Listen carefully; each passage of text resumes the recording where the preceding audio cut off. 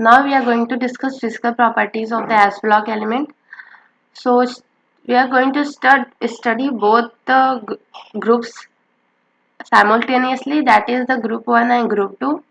So let's start physical properties of S block element.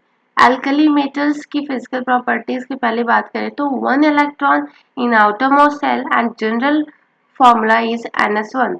अगर आप alkali metals की configuration करते हैं तो लास्ट आउटरमोस्ट सेल में दैट इज आउटरमोस्ट ऑर्बिटल जो होता है वो यस ऑर्बिटल होता है और उसमें सिंगल इलेक्ट्रॉन ऑक्यूपाई करता है, इसलिए जो जनरल इलेक्ट्रॉनिक कॉन्फ़िगरेशन होता है वो NS1 होता है। एंड सेकेंड पॉइंट है francium is radio active element. आपका जो फ्रांसियम एलिमेंट है ये रेडियो एक्टिव होता है। एल्कली मेटल्स के सारे मेंबर की बात करें तो lithium, sodium, potassium, rubidium, caesium ये रेडियो एक्टिव नहीं है, बट आपका फ्रांसियम रेडियो एक्टिव है। ऑल आर सिल्वरी वाइट, सारे के सारे सिल्वरी वाइट कलर के होते हैं, लाइट होते हैं, soft, malleable, ductile metal with lustre. See soft metals होते हैं अल्कली मेटल्स, मैलेबल होते हैं, डक्टाइल होते हैं और मेटालिक लस्टर, मतलब ओवरऑल पूरा जो मेटल्स का प्रॉपर्टी होता है वो अल्कली मेटल्स के पास होता है। नाउ अल्कलाइन अर्थ मेटल की फिजिकल प्रॉपर्टी की बात करें तो two electrons in the outermost shell and general formula is NH2। अगर आप अल्कलाइन अर्थ मेटल का कॉन्फ़िगरेशन करते हैं तो उस केस में जो आउटरमोस्ट ऑर्बिटल फिल होता है वो यस ऑर्बिटल एंड उसके जो ऑक्यूपाई इलेक्ट्रॉन होते हैं वो 2 होते हैं, दैट इज फुल फिल्ड होते हैं yes orbital. Radium is radio active element और रेडियम जो होता है अल्कलाइन अर्थ मेटल का वो रेडियो एक्टिव एलिमेंट है। ऑल आर सिल्वरी वाइट, जितने भी मेंबर है सभी के सभी सिल्वरी वाइट कलर के होते हैं, अल्कलाइन अर्थ मेटल के भी, अल्कलाइन मेटल के, अल्कली मेटल के भी। And these metals are harder than alkali metals. Alkaline earth metal के जो एलिमेंट्स हैं वो हार्डर होते हैं as compare to alkali metal. तो ये चीज़ याद रखें, ये कंपेरेटिव चीज़ें हैं दैट किसका अगर पूछ लिया जाए हार्डनेस ज़्यादा होता है तो आपका ये अल्कलाइन अर्थ मेटल का हार्डनेस ज़्यादा होता है। नाउ अल्कली मेटल्स की एटॉमिक साइज की बात करें तो largest in their respective groups, respective periods. अगर आप मूव करते हैं left to right that is along the period, तो इस केस में क्या होता है अल्कली मेटल फर्स्ट एलिमेंट होगा और लास्ट एलिमेंट 18 ग्रुप का होगा। तो 18 ग्रुप को छोड़ दे रहे हैं, 17 तक की बात करें तो नोबल गैसेज है। तो इस केस में क्या होता है अल्कली मेटल का जो साइज होता है वो सबसे लार्जेस्ट होता है पूरे पीरियड के एलिमेंट्स में। सो दैट्स वाई ये लाइन लिखी हुई है largest in the respective periods except the noble gas element, क्योंकि नोबल गैस क्या है फुल फिल्ड वहाँ पे इलेक्ट्रॉन होता है, स्टेबल कॉन्फ़िगरेशन होता है, इफेक्टिव न्यूक्लियर चार्ज इतना ज़्यादा नहीं होता है कि वो क्या करे आउटरमोस्ट इलेक्ट्रॉन को अट्रैक्ट कर ले एंड साइज डिक्रीज हो जाए, ऐसा कोई रीज़न नहीं है वहाँ पे। दैट्स वाई उनकी साइज को छोड़कर अलॉन्ग द पीरियड सबसे ज़्यादा साइज की बात करें तो अल्कली मेटल एलिमेंट्स का होता है। Size increases from lithium to cesium due to the addition of an extra cell. अगर बात करें लिथियम से caesium that is down the group alkali metals के अगर आप मूव कर रहे हैं तो उस केस में क्या होता है साइज इंक्रीज होता है। ये ऑर्डर है साइज का दैट इज लिथियम का सबसे छोटा, then sodium, then potassium, then rubidium and then finally caesium सबसे लार्जेस्ट साइज का होता है। ना अब यहाँ पे ग्रुप 1 एंड ग्रुप 2 दोनों के एलिमेंट्स के साइज में कंपैरिजन दिया है। तो अगर ऑर्डर की बात करें तो बेरिलियम ये आपका ग्रुप 2 का मेंबर है, बेरिलियम सबसे छोटा होता है, देन आपका होता है लिथियम, देन होता है मैग्नीशियम, देन आपका होता है sodium, then calcium and then strontium, then barium and then आपका होता है potassium, then rubidium and finally caesium. तो आप देख रहे हैं सीजियम का साइज सबसे लार्जेस्ट है। और ये बात करें तो याद रखने की चीज, तो यहाँ से आप एक ऐसे देख सकते हैं कितना इजी है। इस साइड आप मूव करिए बेरिलियम से lithium, then magnesium, then sodium, then calcium, उसके बाद सारे सेकेंड डे को ले लीजिए एंड देन एरो बनाइए पोटेशियम के बाद, देन पोटेशियम से नीचे along the one A group आप मूव करिए वैसे ही साइज इंक्रीज करती है। So you can learn it easily by drawing that, by writing that again and again. Alkaline earth metals के एटॉमिक साइज की बात करें तो smaller than the first A group element since the extra charge on the nucleus attract the electron cloud। अभी क्या होता है, first A group से का साइज सबसे ज्यादा होता है along the period, तो फर्स्ट ए के बाद ही क्या आता है आपका सेकेंड ए, तो फर्स्ट ए का सबसे ज्यादा होता है, दैट्स वाई फर्स्ट डे का सेकेंड डे से भी ज्यादा होता है। सेकेंड डे में क्यों कम हो जाता है साइज, क्योंकि अगर आप लॉन्ग पीरियड मूव करते हैं लेफ्ट से राइट की तरफ, दैट इज 1 ए से 2 ए की तरफ, तो आउटर जो इलेक्ट्रॉन फील होता है वो तो सेम ऑर्बिटल में फील होता है, but effective nuclear charge increases by 1, that's why the attract they this nuclear charge attracts the electron cloud and the size decreases। Size increases gradually from beryllium to barium. Size की बात करें तो beryllium से barium तक size gradually increase होता है। Beryllium, magnesium, calcium, strontium, barium. इन S block element में बात करें तो beryllium has the smallest size, caesium has the largest size. ये आप इस ऑर्डर वाले टेबल से भी पता कर सकते हैं। बेरिलियम का स्मॉलेस्ट साइज है और सीजियम का लार्जेस्ट साइज होता है अल्कली मेटल के केस में, ग्रुप सॉरी एस ब्लॉक के केस में। नाउ अल्कली मेटल्स की मेल्टिंग एंड बॉइलिंग पॉइंट्स की बात करें, this is about the first A group. So weak interatomic bond due to the large atomic radii and the presence of only one valence electron. Hence the melting point and the boiling points are low. Interatomic bonds जो होता है that means metal to metal, एक alkali metal का similar metal of same alkali metal, अगर दोनों के बीच में bond की बात करें तो वीक इंटरएटॉमिक बॉन्ड होता है। क्यों? क्योंकि उनके साइजेस पहले तो बड़े होते हैं और दूसरे जो बॉन्डिंग के लिए outer most electron valence electron होते हैं वो ओनली 1 इलेक्ट्रॉन होते हैं। हेंस जो इंटरएटॉमिक बॉन्ड होता है वो वीक होता है एंड इसी वजह से मेल्टिंग एंड बॉइलिंग पॉइंट भी आपका लो होता है एल्कली मेटल के केस में। अगर ऑर्डर की बात करें तो decreasing order of the melting and boiling point is, सबसे ज्यादा लिथियम का होता है, then sodium, potassium, rubidium, caesium. जैसे आप डाउन द ग्रुप मूव कर रहे हैं आपका melting point and boiling point जो हो रहा है वो डिक्रीज कर रहा है। तो आपका ये ऑर्डर है, ऑर्डर से याद रखें, सारे ऑर्डर्स को एक नोटबुक में लिखते जाए, तो इस एग्जाम या फिर टेस्ट के पहले आप उसको रैपिडली रिवाइज कर सकते हैं, क्योंकि जनरली क्या होता है इनऑर्गेनिक से ऑर्डर बेस्ड क्वेश्चंस आते हैं। अल्कलाइन अर्थ मेटल्स की बात करें melting and boiling point, so metallic bond is stronger than the first A group due to the small atomic size 2 electrons in the valence shell, hence the melting and boiling points are higher। अगर first A से compare करें second ए को, तो second ए में outer most electron valence electron 2 होते हैं as well as उनकी size first A से कम होती है, इसलिए जो बॉइलिंग एंड मेल्टिंग पॉइंट होता है वो हाइयर होता है, क्योंकि जो इंटरएटॉमिक बॉन्ड होता है bond strength as compare to first group strong होता है। अभी ऑर्डर की बात करें मेल्टिंग पॉइंट और बॉइलिंग पॉइंट, तो दोनों का ऑर्डर थोड़ा सा अलग है।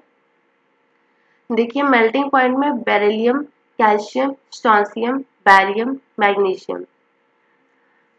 यहाँ पे देखिए मैग्नीशियम को यहाँ होना चाहिए था बट ये मूव करके यहाँ आ गया, तो ये चीज याद रखें। एंड बॉइलिंग पॉइंट की बात करें तो beryllium, barium, calcium, strontium and magnesium. ये ऑर्डर्स आपको ऐसे नहीं याद होने वाले हैं, आप पहले क्या किया करिए, जैसे मेंबर्स को लिखिए beryllium, magnesium, calcium, strontium, barium.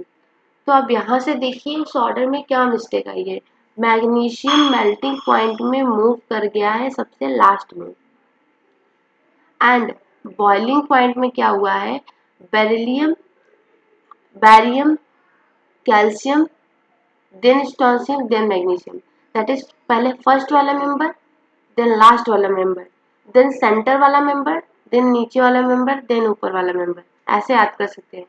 First member, last member, centre member and then second last, मतलब लास्ट का सेकेंड एंड देन फर्स्ट से second.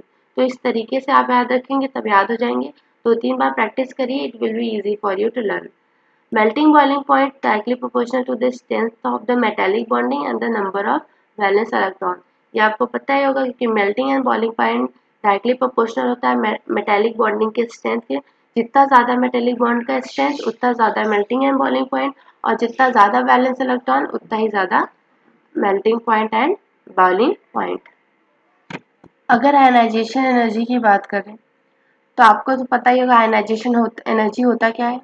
Energy required to remove the electron from the element से outer most electron को remove करने के लिए जो energy require होती है उसी को हम आयनाइजेशन एनर्जी कहते हैं। सिंपली आयनाइजेशन एनर्जी पॉजिटिव होता है।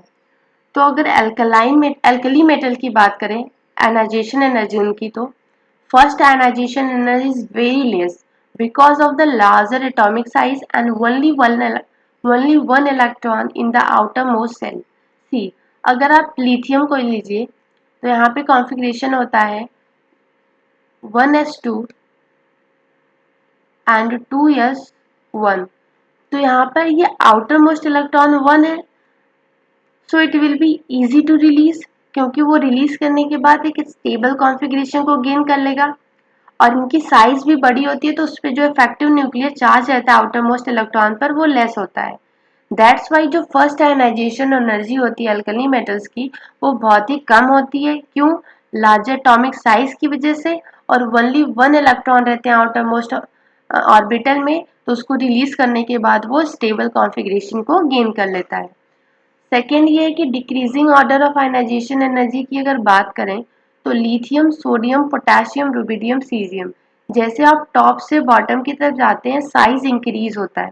साइज इंक्रीज होता है, इफेक्टिव न्यूक्लियर चार्ज डिक्रीज होता है, सो तो आउटर मोस्ट इलेक्ट्रॉन को निकालना भी इजी हो जाता है। That's why ionisation energy top से बॉटम की तरफ डिक्रीज करती है। सेकेंड आयनाइजेशन एनर्जी की बात करें, second ionisation energy of alkali metal is very high because by losing one electron they achieve inert gas configuration। अभी क्या है, अगर ये लिथियम फर्स्ट इलेक्ट्रॉन को लूज कर दे तो इसका कॉन्फ़िगरेशन हो जाएगा 1s2। तो 1s2 खुद में एक स्टेबल कॉन्फ़िगरेशन है, तो अगर इसके इलेक्ट्रॉन को हम निकालें तो इट विल बी हार्ड। पहला रीजन तो ये होगा, और दूसरा ये लिथियम एलाइ प्लस फॉर्म में ion form, that is effective nuclear charge. Z effective जो होता है वो ओवरवेट कर जाता है बहुत ज़्यादा साइज को। That's why second ionisation energy जो होता है अल्कली मेटल्स का वो बहुत ही ज़्यादा होता है। वाई? बिकॉज ये कॉन्फ़िगरेशन एक तो स्टेबल होता है और एक सेकेंड ये जेड इफेक्टिव बहुत ही ज़्यादा हो जाता है।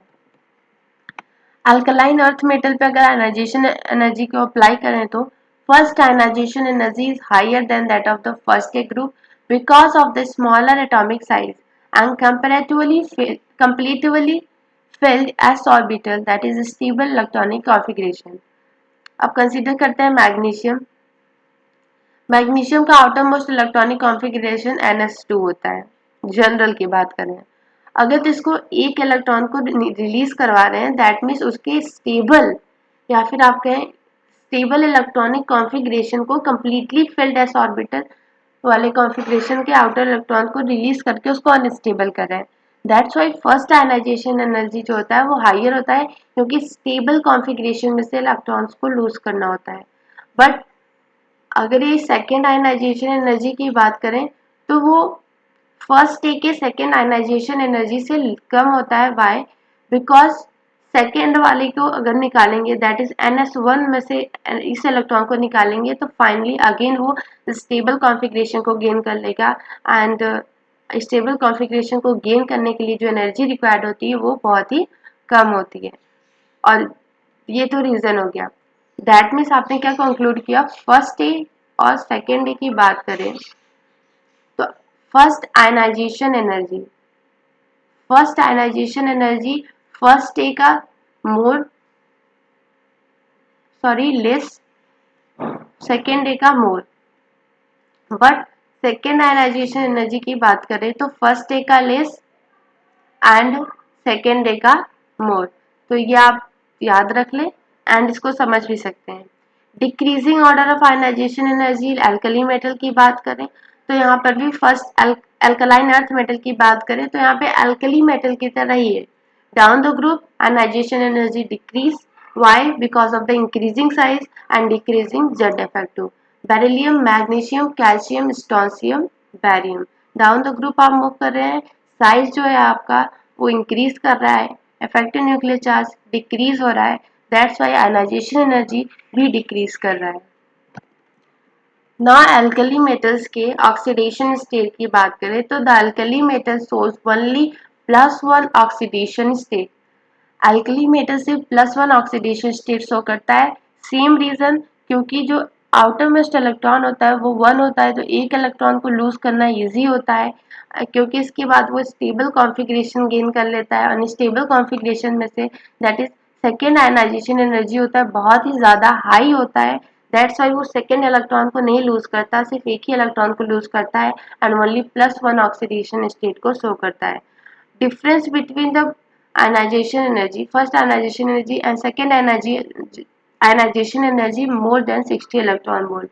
एक ये जनरल कॉन्सेप्ट है कि अगर फर्स्ट आयनाइजेशन एनर्जी और सेकेंड आयनाइजेशन एनर्जी का डिफरेंस 16 इलेक्ट्रॉन वोल्ट से ज़्यादा होता है, तो उस केस में क्या होता है, वो second ionisation energy, that means वो सेकेंड इलेक्ट्रॉन को लूज नहीं करता है एंड ओनली फर्स्ट इलेक्ट्रॉन को ही लूज करता है एंड वहाँ पे +1 ऑक्सीडेशन स्टेट ही शो होता है। अल्कलाइन अर्थ मेटल पे यही चीज अप्लाई करके देखिए तो oxidation state of alkaline earth metal source +2 oxidation state see. Alkaline earth metal का ऑक्सीडेशन स्टेट +2 जनरली होता है। ऐसा क्यों होता है, क्योंकि जो आयनाइजेशन एनर्जी फर्स्ट और सेकंड का डिफरेंस देखें तो ओनली 11 इलेक्ट्रॉन वोल्ट है, less than 11 electron volt. That's why वो फर्स्ट इलेक्ट्रॉन को तो जब रिमूव करता है दैट इज NS1 गेन करता है, और ये NS1 को भी लूज करके NS0 गेन कर लेता है, जो कि स्टेबल इलेक्ट्रॉनिक कॉन्फ़िगरेशन होता है। इसलिए फर्स्ट इलेक्ट्रॉन भी लूज कर सकता है, सेकेंड इलेक्ट्रॉन भी लूज कर सकता है and that's why alkaline earth metal generally most of the cases में +2 ऑक्सीडेशन स्टेट शो करते हैं। दो चीजें कंक्लूड हुई, एक तो अल्कली मेटल जो है उनका, या फिर आपके फर्स्ट ये ग्रुप, तो इनका कॉमन ऑक्सीडेशन स्टेट +1 वाली, सेकेंड ए का कॉमन ऑक्सीडेशन स्टेट आपका +2 होता है। तो ये जनरल चीजें हैं, आपको पता भी होंगी, आपने अपने लोअर क्लासेस में भी पढ़ा होगा इसे। नाउ इलेक्ट्रोपॉजिटिव कैरेक्टर की बात करें तो एल्कली मेटल्स की इलेक्ट्रोपॉजिटिव कैरेक्टर बहुत ही ज्यादा होती है, इलेक्ट्रोपॉजिटिविटी बहुत ज्यादा होती है। और एक चीज आप जानते होंगे, electropositivity is inversely proportional to ionisation energy. जितना ज्यादा आयनाइजेशन एनर्जी उतना कम इलेक्ट्रोपॉजिटिविटी। और आपको पता है ये फर्स्ट डे और सेकेंड डे का आयनाइजेशन एनर्जी बहुत ही कम होता है as compare to other groups. So that's why 1A and second A group जो है, इन दोनों का इलेक्ट्रोपॉजिटिविटी कैरेक्टर बहुत ज्यादा होता है। इलेक्ट्रोपॉजिटिव कैरेक्टर कहें या फिर मेटेलिक कैरेक्टर बहुत ज्यादा होता है। Most of the properties metals की ये सारे ग्रुप वाले members that is 1A and 2A वाले शो करते हैं। Due to their larger size electron can easily be removed to form the M plus ion and electropositive property increases from lithium to cesium। Larger size होने की वजह से alkali metal क्या करता है, इलेक्ट्रॉन को easily first one that is first ionisation energy कम होता है क्योंकि वो इजिली एक इलेक्ट्रॉन को रिमूव कर देता है। दैट्स वाई इलेक्ट्रोपॉजिटिव कैरेक्टर जो होता है बहुत ज्यादा होता है अल्कली मेटल का। और अगर बात करें इलेक्ट्रोपॉजिटिव कैरेक्टर के अदर की, तो लिथियम से caesium that is down the group जो होता है इलेक्ट्रोपॉजिटिविटी कैरेक्टर इंक्रीज करता है। क्यों? क्योंकि आयनाइजेशन एनर्जी टॉप से बॉटम अगर आप मूव कर रहे हैं ग्रुप में तो वहाँ पे आयनाइजेशन एनर्जी डिक्रीज करता है। और electropositivity inversely proportional to ionisation energy. अगर आयनाइजेशन एनर्जी डिक्रीज कर रहा है तो इलेक्ट्रोपॉजिटिविटी कैरेक्टर इंक्रीज करता है। अल्कलाइन अर्थ मेटल की बात करें तो इसका भी इलेक्ट्रोपॉजिटिविटी क्या होता है, कैरेक्टर या फिर कहें मेटालिक कैरेक्टर वो ज्यादा होता है, बट 1A ग्रुप से कम होता है। वाई? बिकॉज अगर आप साइज से भी कंपेयर कर सकते हैं या फिर आयनाइजेशन एनर्जी की बात करें तो ओवरऑल आयनाइजेशन एनर्जी सेकेंड ए का फर्स्ट आयनाइजेशन एनर्जी ज़्यादा ही होता है। इलेक्ट्रॉन को लूज करना एज कम्पेयर टू 1A थोड़ा सा डिफिकल्ट होता है। दैट्स वाई उसका इलेक्ट्रोपॉजिटिविटी भी आपके 1A से दैट इज फर्स्ट ग्रुप से कम होता है। their atomic size is smaller than the first A group, so these are lesser electropositive than the first A group. Electropositivity increases from barium to barium. Beryllium से barium की तरफ move कर रहे हैं तो यहाँ पर भी इलेक्ट्रोपॉजिटिविटी कैरेक्टर इंक्रीज कर रहा है। क्यों? बिकॉज आयनाइजेशन एनर्जी क्या हो रहा है, डिक्रीज कर रहा है। आप जानते ही हैं इलेक्ट्रोपॉजिटिविटी इनवर्सली प्रोपोर्शनल होता है आयनाइजेशन एनर्जी के। दैट्स वाई ये ऑर्डर आया है। तो यहाँ पे ज्यादा कुछ नहीं आपको दिखा, दो चीजें याद रखें, इलेक्ट्रोपॉजिटिविटी कैरेक्टर की बात करें तो फर्स्ट डे का ज़्यादा होता है compare to second day. And top to bottom अगर आप मूव करते हैं तो उस केस में भी क्या होता है, आपका इलेक्ट्रोपॉजिटिव कैरेक्टर इंक्रीज करता है, चाहे वो फर्स्ट डे की बात करें या सेकेंड डे की बात करें। Now let's move to the density topic. यहाँ से भी क्वेश्चन आता है, मोस्टली ऑर्डर वाला क्वेश्चन आता है। तो अल्कली मेटल की डेंसिटी की बात करें तो in a group atomic volume also increases along with the atomic weight, but the atomic weight increases more than the atomic volume, so the density increases from lithium to cesium। अगर आप lithium से caesium की तरफ move करें तो क्या होता है, वेट इंक्रीज करता है, एटॉमिक वेट इंक्रीज कर रहा है, बट एटॉमिक वॉल्यूम भी इंक्रीज करता है। आपको पता है साइज इंक्रीज करता है। डेंसिटी क्या होता है, मास बाई वॉल्यूम, मास भी इंक्रीज कर रहा है, डेंसिटी और वॉल्यूम भी इंक्रीज कर रहा है, तो डेंसिटी पे फर्क नहीं आना चाहिए, बट मास ज़्यादा इंक्रीज करता है as compare to volume. That's why overall density भी टॉप से बॉटम आप मूव करते हैं, that is lithium to caesium increase करता है। नाउ एक्सेप्शन की बात करें तो आपको आपको ऑर्डर में थोड़ा सा गड़बड़ दिख रहा होगा। लिथियम के पास सोडियम आना चाहिए था बट पोटेशियम आया है, तो why, because density of potassium is less than the sodium. या आप याद कर लीजिए, रीजन अगर पूछते हैं तो this is due to the presence of the vacant D orbital in the inner shell of the potassium, volume increases, density decreases. अगर आप लिथियम, सोडियम, पोटेशियम पे मूव करें, लिथियम और सोडियम की बात करें तो यहाँ पे वैकेंट डी ऑर्बिटल नहीं होते हैं, बट पोटेशियम में वैकेंट डी ऑर्बिटल होता है। वैकेंट डी ऑर्बिटल की वजह से इसका वॉल्यूम जो होता है वो ज़्यादा इंक्रीज करता है as compare to the mass. That's why potassium की डेंसिटी कम होती है एज कम्पेयर टू सोडियम। ये वैसे आपको एकदम याद होना चाहिए कि density of the potassium is less then sodium, और उससे आप ऊपर नीचे करके ऑर्डर मेंटेन कर ले, that is lithium, then potassium, then sodium, then rubidium and finally caesium. तो ये ऑर्डर आपको पता होना चाहिए, याद होना चाहिए। ना अल्कलाइन अर्थ मेटल की बात करें तो इनके ऑर्डर में थोड़ा सा ज़्यादा आपको डिस्टर्बेंस दिखेगा। सेम रीज़न यहाँ पे भी है, वॉल्यूम मास ज़्यादा इंक्रीज करता है एज कम्पेयर टू वॉल्यूम। तो एज जनरल तो टॉप से बॉटम डेंसिटी इंक्रीज करता है, बट यहाँ पे थोड़ा सा एक्सेप्शन है, density increases from barium two barium. Beryllium से बैरियम तक डेंसिटी तो इंक्रीज करता है, बट ऑर्डर की बात करें तो पहले कैल्शियम होता है, magnesium, then beryllium, then strontium, then barium. ये ऑर्डर आपको याद होना चाहिए। इसका ज़्यादा रीजन ना सर्च करें, रीजन आता भी नहीं है, चार्टी में भी नहीं दिया हुआ है, तो एज सच आपको ऑर्डर एक्सेप्शन वाला याद होना चाहिए। अगेन ऑर्डर कैसे याद होगा, तो beryllium, magnesium, calcium, strontium, barium. तो सेम फॉर्मूला अप्लाई। फर्स्ट क्या है आपका, सेंटर वाला है, देन सेंटर से अबव, देन अगेन सेंटर से अबव। मतलब पहले तो ऐसे जाए, देन क्या करें, ऐसे जाए साइज डेंसिटी के लिए, दैट इज पहले कैल्शियम, फिर ऊपर वाला का डेंसिटी ज़्यादा, that is magnesium, then again ऊपर वाले की डेंसिटी ज़्यादा बेरिलियम, फिर आपका जनरल ऑर्डर आ गया, that is strontium and barium. So this is the order, how you can remember it, that first write in series and just see what are the exception। यहाँ पे आपको exception से ये order दिख गया होगा कि पहले ऊपर जाइए फिर नीचे जाइए, तो आपको ये order भी इस तरीके से याद हो जाएगा। मल्टीपल टाइम करेंगे तो जल्दी याद हो जाएगा। नाउ कंडक्टिविटी, अल्कली मेटल्स क्या होते हैं आपको पता ही है, गुड कंडक्टर होते हैं। अब बात करें तो अल्कली मेटल्स, तो आपको ये पता है कि जो अल्कली मेटल्स का फर्स्ट आयनाइजेशन एनर्जी होता है बहुत लो होता है।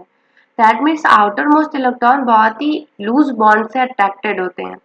तो जब आप इलेक्ट्रिसिटी अप्लाई करेंगे तो वो लूज बॉन्ड इजिली ब्रेक हो जाएगा और इजिली जो इलेक्ट्रॉन होगा वो मूव करेगा। और आपको पता है ये इलेक्ट्रॉन के मूवमेंट से ही इलेक्ट्रिसिटी का कंडक्शन होता है। तो दैट्स वाई अल्कली मेटल क्या होते हैं, very good conductor of heat and electricity होते हैं। Due to the presence of the loosely held valence electron which are free to move in the metallic structure, these elements are good conductor of heat and electricity। Same reason, loose valence electron held होते हैं, valence electron loosely held होते हैं, तो easily वो क्या होते हैं, metallic structures पे मूव कर सकते हैं और उनकी मूवमेंट से ही हीट और इलेक्ट्रिसिटी का कंडक्शन होता है। इसीलिए अल्कली मेटल्स को good conductor of heat and electricity कहा गया है। अब बात करते हैं अल्कलाइन अर्थ मेटल। तो यहाँ पे 2 फ्री इलेक्ट्रॉन प्रेजेंट होते हैं। तो 2 वैलेंस इलेक्ट्रॉन अगर मूव करेंगे और मेटेलिक स्ट्रक्चर्स पे तो कंडक्टिविटी और अच्छी होगी। दैट्स वाई क्या होता है, alkaline earth metals are good conductor of heat and electricity due to the presence of the 2 free electron. अब फर्स्ट डे सेकेंड डे की बात करें तो सेकेंड डे वाले मोर गुड कंडक्टर होते हैं as compare to first day. Why? Because of the presence of 2 free electron and in 1A आपको पता है सिर्फ एक ही फ्री इलेक्ट्रॉन प्रेजेंट है। नाउ बात करते हैं फ्लेम टेस्ट। यहाँ से क्वेश्चन बहुत अच्छे आते हैं। ये बहुत इंटरेस्टिंग क्वेश्चंस बन सकते हैं कलर से related as well as theoretical points. ये जो आपको थियरी दिया हुआ है कि वो क्यों कलर देते हैं तो उससे भी क्वेश्चन आ सकते हैं। सिर्फ यहाँ पे ये कलर ही नहीं, थियरी भी इम्पॉर्टेंट है इसका। अल्कली मेटल्स की बात करें तो alkali metals and their salt gives characteristic colour to the Bunsen flame. The flame energy causes an excitation of the outermost electron, which on dropping back to the ground state emit the absorbed energy as a visible light. See, कभी क्या alkali metal की बात करें या फिर उनके salt, अगर उन्हें हीट किया जाए बंसन फ्लेम में तो क्या होता है, आपको पता ही है लूजली हेल्ड होते हैं आउटरमोस्ट इलेक्ट्रॉन, तो वो इजीली क्या होते हैं, एक्साइट हो जाते हैं। और जब वो इलेक्ट्रॉन एक्साइट हो जाते हैं तो वो हाइयर एनर्जी, आउटरमोस्ट इलेक्ट्रॉन जो होते हैं वो हाइयर एनर्जी लेवल पे मूव कर जाते हैं। एंड जब ये इलेक्ट्रॉन इन एनर्जी को लूज करके अपने ग्राउंड स्टेट में अगेन मूव करते हैं तो उस केस में क्या होता है, यहाँ पे जो एनर्जी रिमूव होती है वो आपके विजिबल वेवलेंथ या फिर विजिबल फ्रिक्वेंसी वाले रेंज में रिमूव होती है। दैट्स वाई वो हमें क्या होता है, चमकता हुआ या फिर पर्टिकुलर कलर का दिखता है। अब बात करें तो लिथियम एक क्रिम्सन रेड कलर का दिखता है, sodium golden yellow, potassium violet colour देता है, rubidium red violet, caesium blue. अभी यहाँ पे देखिए बहुत अच्छा तरीका है इनके कलर को याद करने का। Li something like lipstick and it's usually red होता है। आप जहाँ भी देखेंगे लिपस्टिक का कलर रेड होता है। सोडियम की बात करें तो सोडियम गोल्डन येलो होता है, आप अपने लैब में भी देख सकते हैं। वैसे सोडियम तो ऐसे रखा नहीं होता क्योंकि वो ऑक्सीडाइज हो जाता है तुरंत, तो उसको हम केरोसिन ऑयल में डिप करके रखते हैं, तो इसको तो आपको याद करना है। बट पोटेशियम वायलेट होता है, ये तो आपको पता ही होगा। पोटेशियम क्या होता है, वायलेट होता है। आरबी रेड बोल ही रहा है तो रेड वायलेट होता है। सीजियम क्या होता है, सी है, सी समुंदर, समुंदर कौन सा कलर होता है, तो ब्लू कलर होता है।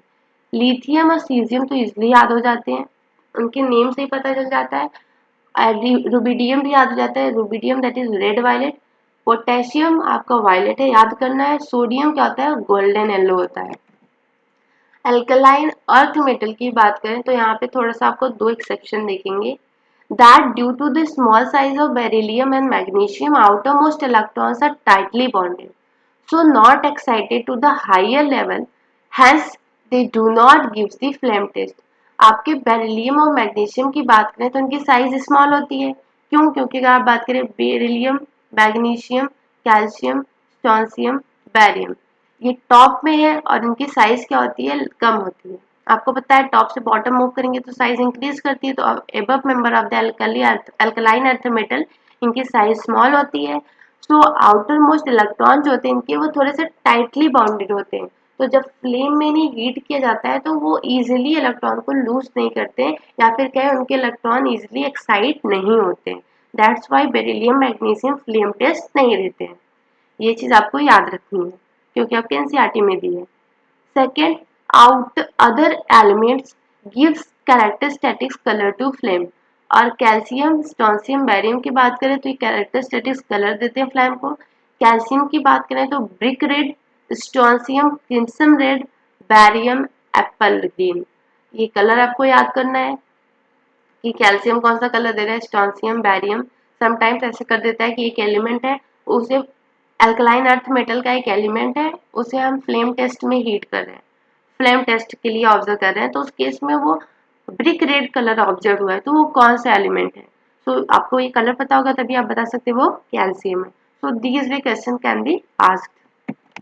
ना एल्कली मेटल्स की फोटो इलेक्ट्रिक इफेक्ट, ये प्रॉपर्टी भी थोड़ा सा आउटर मोस्ट इलेक्ट्रॉन या फिर आप कहें कि जैसे आपने विजिबल रे वाला भी क्वेश्चन देखा फ्लेम टेस्ट, उसी प्रिंसिपल पर ये भी बेस्ड है.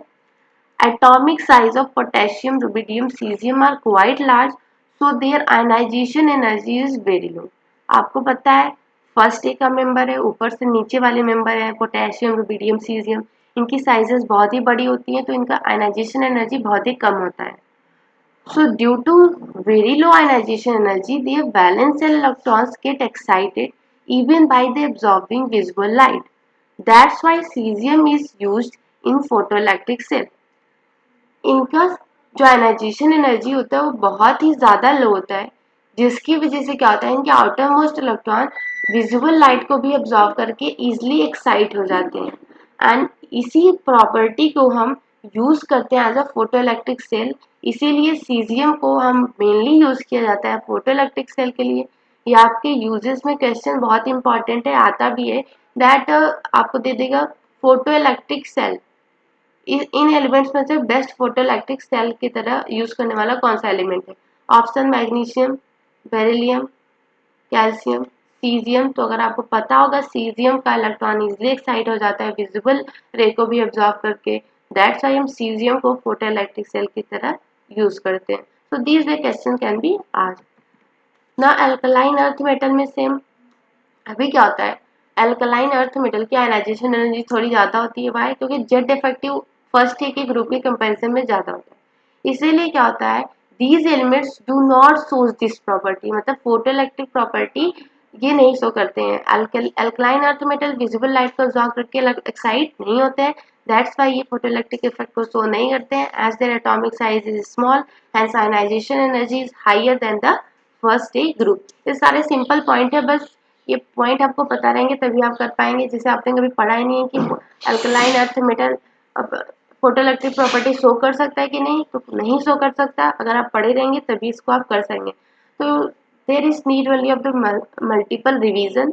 हर चीज़ें रटने की जरूरत नहीं है, एक ही बार रटने से कुछ नहीं होता है, बार बार मल्टीपल बस रिवाइज करिए उसको. एंड रिवीजन के पास मस्ट होता है कि क्वेश्चन लगाइए, क्योंकि रिवीजन से आपको हर चीज़ें याद एकदम से नहीं हो जाती, बट आप जब क्वेश्चन लगाते हैं तो वो एकदम आपके माइंड में फिट होता है. ना standard oxidation potential. Alkali metal की स्टैंडर्ड ऑक्सीडेशन पोटेंशियल की बात करें तो all the alkali metals have the high positive value of standard oxidation potential, tendency of releasing the electron in water और self ionic solution.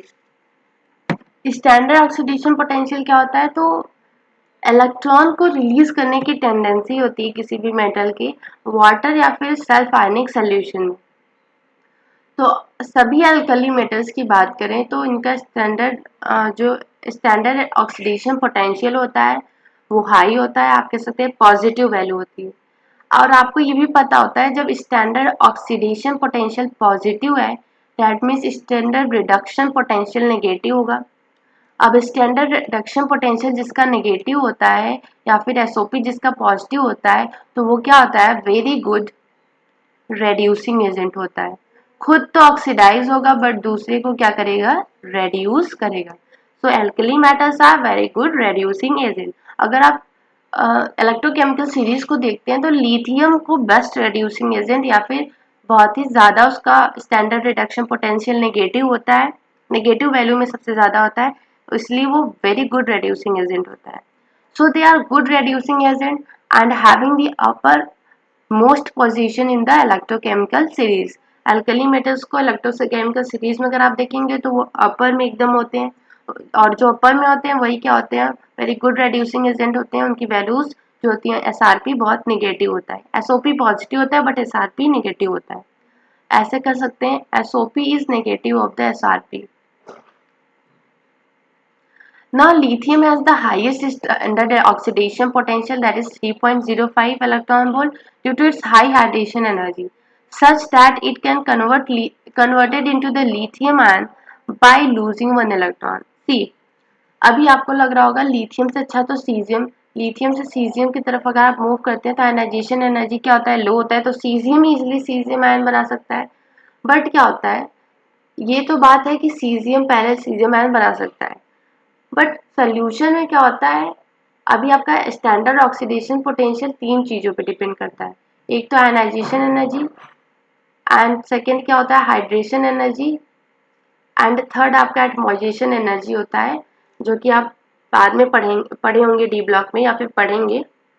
But in दोनों चीज़ों को याद रखें। आयनाइजेशन एनर्जी तो लिथियम का एज कम्पेयर टू सीजियम कम होता है, but hydration energy lithium ion का इतना ज़्यादा होता है कि वो ओवरऑल सम करें ionization energy and hydration energy तो बहुत ही ज़्यादा पॉजिटिव वैल्यू होता है। इसीलिए एसओपी भी क्या है, पॉजिटिव है। Positive value in the sense मतलब रिलीज हो रहा है, ये सॉरी निगेटिव होता है। क्यों? क्योंकि हाइड्रेशन एनर्जी रिलीज हो रहा है, आयनाइजेशन एनर्जी पॉजिटिव, और ये बहुत ज़्यादा है इसलिए ओवरऑल नेगेटिव। फिर से समझिए इसको। स्टैंडर्ड ऑक्सीडेशन पोटेंशियल आपके लिथियम का सबसे ज़्यादा होता है, बट अगर बात करें तो लिथियम और सीजियम में कंपेयर करें तो आपको पता है लिथियम का आयनाइजेशन एनर्जी लेस होता है, एज मोर होता है as compare to caesium, but इसका आयनाइजेशन एनर्जी क्या होता है, मोर होता है, दैट इज मोर पॉजिटिव। इसका तो कम है। But second point hydration energy की बात करें तो लिथियम का बहुत ही ज़्यादा नेगेटिव होता है, और सीजियम के लिए हाइड्रेशन एनर्जी बहुत ही कम होता है। दैट्स वाई ओवरऑल जो ये दोनों का फैक्टर है वो रिस्पॉन्सिबल है for the more positive standard oxidation potential of lithium. That's why lithium क्या करता है, इजिली एक इलेक्ट्रॉन को लूज करके लिथियम आयन बना लेता है सोल्यूशन में, एंड ये बिहेव करता है वेरी स्ट्रॉन्ग रेड्यूसिंग एजेंट की तरह। Order of standard oxidation potential के ऑर्डर की बात करें तो लिथियम का सबसे ज़्यादा, सीजियम रुबिडियम पोटेशियम का ऑर्डर ऑलमोस्ट सेम है, सोडियम का सबसे कम होता है। इसको भी आप सिमिलर वे में याद रखें, lithium, sodium, potassium, rubidium, caesium. Lithium का सबसे ज़्यादा एंड सोडियम का सबसे कम, बीच में इन लोग को डाल दीजिए, इन लोग का इक्वल है। तो इस तरीके से आप याद रख सकते हैं। नाउ अल्कलाइन अर्थ मेटल की बात करें तो standard oxidation potential, they have a lower value of the standard oxidation potential due to the high ionization energy। Standard oxidation potential alkaline earth metal का बहुत ही लेस पॉजिटिव होता है, मतलब as compare to alkali metal less positive होता है। That's Y क्योंकि इनका आयनाइजेशन एनर्जी बहुत ज़्यादा होता है, इसीलिए alkaline earth metal less strong reducing agent होता है as compare to alkali metal. Increasing order of standard oxidation potential की बात करें अल्कलाइन अर्थ मेटल का, beryllium, magnesium, calcium, strontium, barium. यहाँ पे ऑर्डर एकदम आपको सही दिख रहा है, कोई एक्सेप्शन नहीं दिख रहा है, तो बेरिलियम से बैरियम की तरफ मूव करेंगे तो standard oxidation potential more positive. That means barium is the strongest reducing agent among the alkaline earth metal, and beryllium is the least strongest reducing agent among the alkaline earth metal। तो ये चीजें आपको याद रखनी है।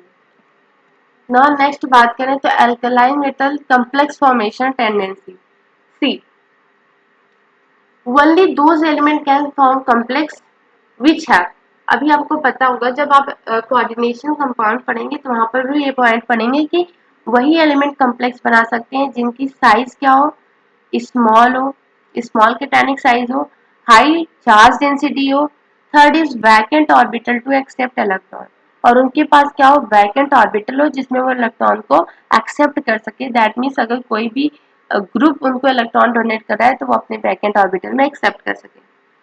अब lithium की तो साइज छोटी होती है तो ये लिथियम के लिए तो अप्लाई हो गया।